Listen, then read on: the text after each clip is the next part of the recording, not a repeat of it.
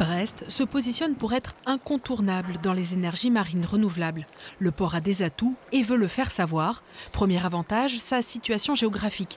Mer Celtique, Manche, Atlantique, le port de Brest est central pour accéder aux sites d'éoliens offshore en Angleterre ou en France.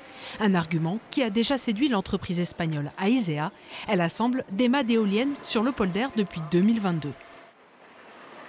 On s'est installé ici justement pour cette position stratégique, pour répondre aux appels d'offres qui se situent ici d'abord à Saint-Brieuc, qui était vraiment juste à côté de ce site de Brest, ensuite en Manche sur le Tréport et finalement en Atlantique avec le champ de l'île-Dieu de Marmoutier. Il y a eu des dragages qui ont été lancés en 2019. Il y a une quinzaine d'hectares sur lesquels nous sommes qui ont été gagnés sur la mer. La place, c'est le deuxième atout du port de Brest. Du foncier est disponible pour agrandir le site.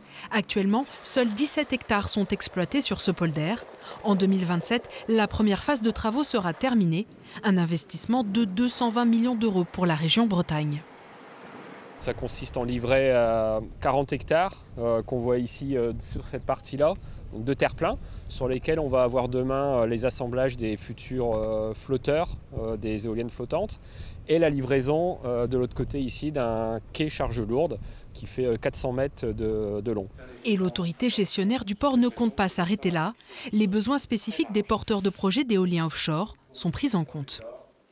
On travaille avec les autorités du port de Brest pour voir les capacités du port et le schéma d'assemblage optimum.